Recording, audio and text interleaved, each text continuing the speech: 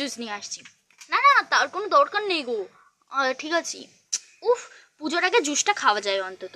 তুমি দাঁড়াও তো, আমি নিয়ে আসছি এখনই। জিৎ কোথাও যাবে না কিন্তু, হ্যাঁ এখানেই দাঁড়াবে, আমি কিন্তু এখানে ডাইরেক্ট আসবো। আচ্ছা আচ্ছা, এসো এসো।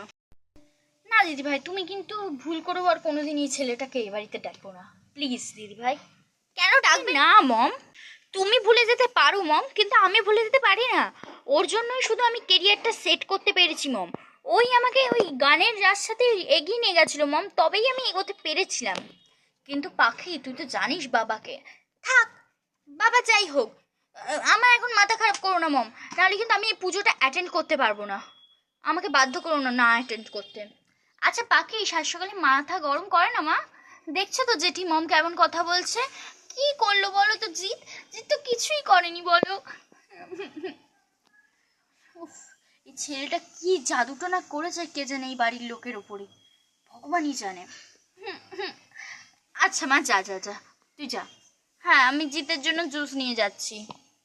দেখছো দিদি কেমনি পঞ্চব্যঞ্জন খাওয়াচ্ছে ছেলেটাকে, মনে হচ্ছে যেন বাড়ির ছেলে কোনো।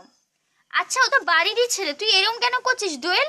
তুই না আগের থেকে বড্ড পাল্টে গেছিস, জানিস তো, বড্ড পাল্টে গেছিস। দিদি ভাই শোনো, আমি আর কিছু শুনতে পাচ্ছি না। আরে, এই ছেলেটার জন্য তো সবাই আমাকে ভুল বুঝছে।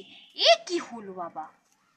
না দিদি ভাই, আমার ছোট মুখে বড় কথাটা বলা ঠিক হবে না, কিন্তু এইবারে আমার মনে হচ্ছে তোমারই ভুল। তুইও সীমা বলছিস আমাকে? হ্যাঁ দিদি ভাই, আমি বলছি, ক্ষমা করো আমাকে। সীমা দাঁড়া, আরে আমি কি সত্যিই কোনো ভুল করছি, নাকি আমার মনের কথাটাই ঠিক? জানি না, কিছু জানি না, কিছু জানি না, আমি কিছু জানি না। ও, এই পাখিটা কখন গেল, আসছি না, জিজ্ঞেস করে তো। আন্টি বলছি, পাখিকে দেখেছেন? না, আমি কোনো পাখি টাখিকে দেখিনি। যাও এখান থেকে যাও। বাবারি, মনে হয় মাথাটা একটু গরম আছে আন্টি, আমি আসি। হে রাধা মাধব, তুমি আমার মেয়েটাকে ঠিক পথে নিয়ে যাও মা রাধা মাধব। একদম ওই ছেলেটার ফাঁদে ফেলবে না। আমি ছেলেটার অভাব দেখেই বুঝতে পারছি ছেলেটা একদম ভালো ব্যবহার করে না। না না, তুমি তুমি কোনো একটা ব্যবস্থা করো রাধা মাধব, তুমি দেখো। কাম্মা, আমি বলছি একটা কথা, যে হ্যাঁ বল মা। বলছি যে জিৎ কিন্তু খারাপ ছেলে না, জিৎ কিন্তু খুবই ভালো ছেলে, খুবই আমাদের সাথে কোনো খারাপ বিহেভ করে না, খুবই ভালো, একটা বন্ধুর থেকেও বেশি বিহেভ করে ভালোভাবে। না গায়ে টাচ না কিছু, ও একদম সিম্পল ভাবে দাঁড়িয়ে থাকে। কিন্তু আখিমা দেখ না, কাম্মা, আজ তোমার কথাটা ঠিক আমার মনেই লাগছে না। অন্যবার তুমি বলেছো, আমি বিশ্বাস করেছি যে হ্যাঁ এটা ভুল, এটা করব না, কিন্তু আজ মনে হচ্ছে এটা ঠিক, জানো তো। আখিমা তুইও এরকম বলছিস? কিন্তু দেখো, তুমি তুমি জিতকে খারাপ বলে প্রথম থেকে ধরেছো বলেই ওকে তুমি খারাপ ভাবছো। ওকে একবার তুমি ভালোভাবে মনে ধরো, দেখবে তুমি ঠিক ওকে, ওর ওর ভালো গুণগুলো দেখতে পাবে।